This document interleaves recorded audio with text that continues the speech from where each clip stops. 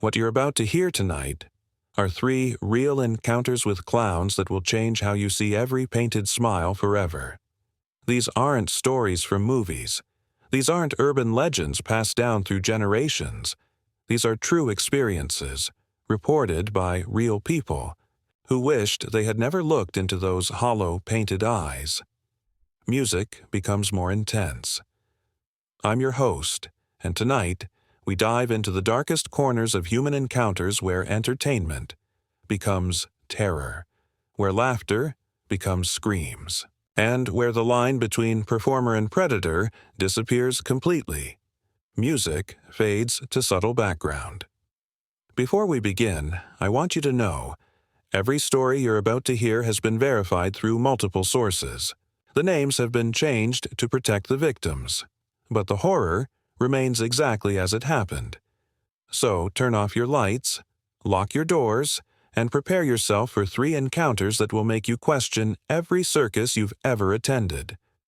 Pause for effect. Let's begin. Our first story comes from Sarah, a mother of 2 from Ohio, and it happened during what should have been the happiest day of the year, her daughter's 6th birthday party. Music fades. It was a bright Saturday afternoon in September 2019. Sarah had hired what she thought was a legitimate entertainment company to provide a clown for her daughter Emma's birthday. The company had great reviews online, professional photos, and reasonable prices. Everything seemed perfect. The clown arrived, exactly on time, 2 p.m. sharp. But the moment Sarah opened the door, she felt something was wrong. Subtle tension music. The clown stood there, perfectly still, wearing a traditional red and white costume with oversized shoes. His makeup was flawless. White face paint, red nose, exaggerated smile painted in bright red. But his eyes, Sarah would later describe them as completely empty, like looking into a void. "Are you here for Emma's party?" Sarah asked. The clown nodded slowly but never spoke. Not a single word. Music becomes more unsettling. Sarah led him to the backyard where 15 children were playing. The moment the clown appeared, something strange happened. The children didn't cheer or get excited like they usually do. Instead, they became quiet. Unusually quiet. The clown began his performance, but it wasn't like any children's entertainment Sarah had ever seen. Instead of balloon animals, he twisted the balloons into shapes that looked disturbing. One looked like a noose. Another resembled a knife. When little Tommy asked for a dog, the clown made something that looked more like a creature with too many legs. Tension building, but the truly disturbing part came during the magic show. The clown pulled out what appeared to be a normal magic box, the kind where you put something in one end and it comes out the other. He gestured for a volunteer. Emma, being the birthday girl, eagerly raised her hand. The clown pointed at her with a finger that seemed too long. As Emma approached, Sarah noticed the other children backing away. Even at their young age, they sensed something was wrong. The clown opened the box and gestured for Emma to put her hand inside. But as she reached toward it, Sarah saw something that made her blood run cold. Music stops abruptly. Inside the box, for just a split second, she saw what looked like teeth. Rows of small, sharp teeth lining the inside of the box. "Emma, stop!" Sarah screamed, rushing toward her. "Daughter," dramatic pause. But when she looked again, the box was completely normal. Empty. Just a regular magic trick box. The clown stared at Sarah with those hollow eyes, his painted smile never changing, never moving, never blinking. I think that's enough for today," Sarah said, her voice shaking. "Thank you for coming." The clown packed up his things in complete silence. No acknowledgement of payment. No goodbye. He simply left. Eerie music returns. But here's where the story becomes truly disturbing. That night, as Sarah was putting Emma to bed, her daughter said something that made Sarah's blood freeze. "Mommy, why did the clown man whisper my address to me during the magic trick?" Sarah called the entertainment company the next morning. They had no record of sending a clown to her address. No one by the name she was given existed in their system. The phone number she had called was disconnected. Music builds. To this day, Sarah doesn't know who was in her backyard that afternoon, who had access to her address, who whispered her home location to her 6-year-old daughter. Music fades, and sometimes on quiet Saturday afternoons, Emma still asks when the quiet clown is coming back to finish his magic trick. Our next story takes place not at a party, but in a location where you should feel safe, where children go to play, where families create happy memories. But for Marcus, a night security guard at a local shopping mall, this place became the setting for an encounter that would force him to quit his job and question everything he thought he knew about reality. Marcus had been working night security at Westfield Shopping Center for 3 years. He knew every store, every corner, every sound the building made as it settled during the quiet hours, between midnight and dawn. It was 2:47 a.m. on a Tuesday in March 2021. Marcus was making his routine patrol when he heard something that shouldn't exist in an empty mall. Sound of distant laughter. Children's laughter. Footsteps stop. Marcus stopped, walking, and listened carefully. The laughter was coming from the food court area, a place that had been closed for hours with every chair stacked on tables and every light turned off except for the emergency exits. Following protocol, Marcus radioed his supervisor. "Hey, Jim, I'm hearing some sounds from the food court. Might be kids who snuck in. Going to check it out." "Copy that, Marcus. Be careful." Footsteps resume, echoing. As Marcus approached the food court, the laughter became clearer. It wasn't joyful childhood laughter. It was repetitive, mechanical, like a recording being, played on loop. Marcus turned the corner and saw something that made him question his own sanity. Music becomes deeply unsettling. In the center of the food court, under the dim glow of an emergency light, stood a clown. Not performing for children, not entertaining anyone, just standing there, perfectly still. The clown wore a yellow and purple costume with enormous pom-pom buttons down the front. His makeup was elaborate.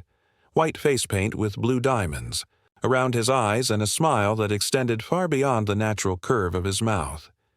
But here's what terrified Marcus the most. The clown was staring directly at the security camera in the corner, as if he knew exactly where it was, as if he wanted to be seen. Tension builds.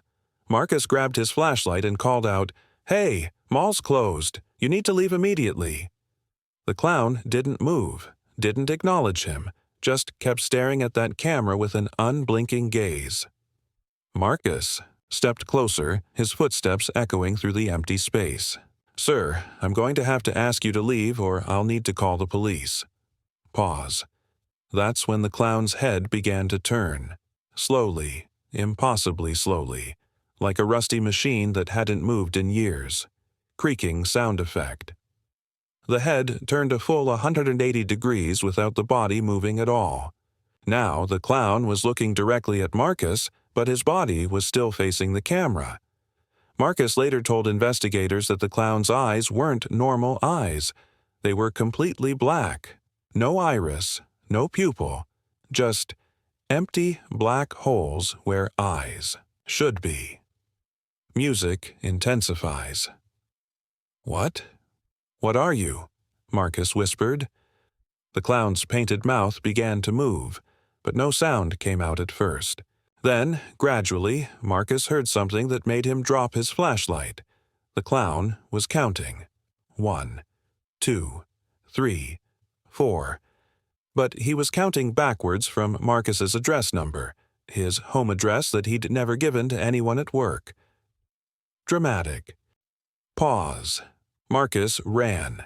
He didn't follow protocol. He didn't call his supervisor. He ran straight to his car and drove home as fast as legally possible.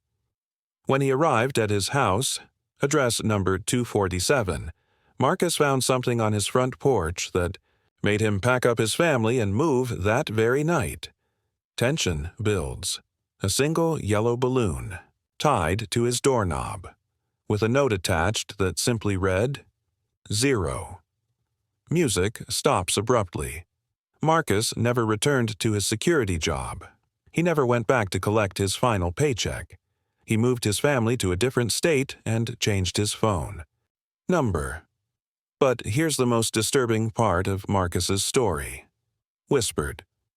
When mall management reviewed the security footage from that night, the food court cameras showed Marcus talking to empty air, walking toward nothing, running from a completely empty space.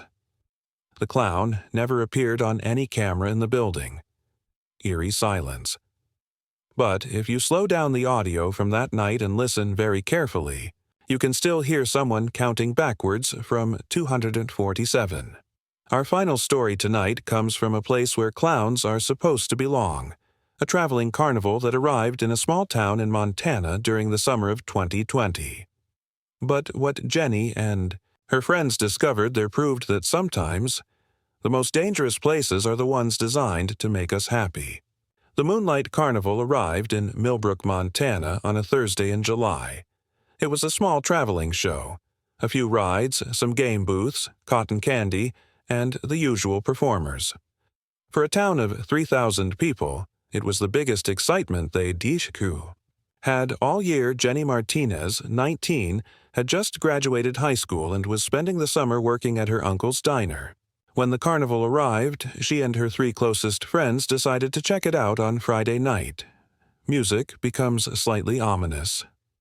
The carnival was exactly what you'd expect. Bright lights, screaming children on rides, the smell of popcorn, and funnel cakes. Jenny and her friends spent the evening playing games and riding the small roller coaster.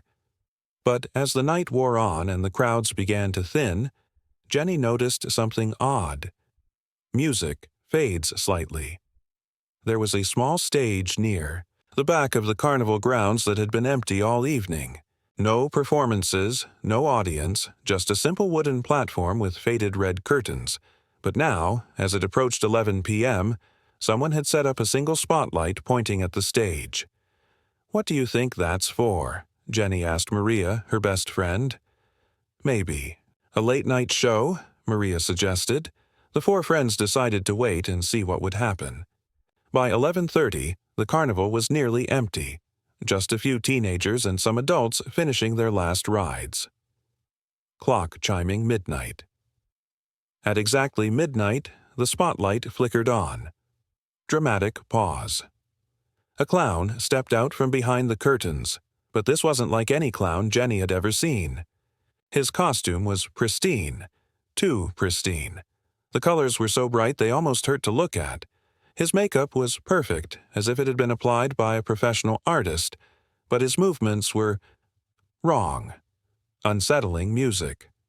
The clown moved like he was underwater. Every gesture was slow, deliberate, unnatural.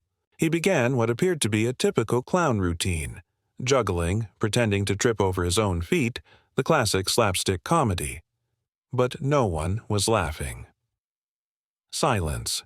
The few people who had gathered to watch stood in complete silence, as if they were under some kind of spell.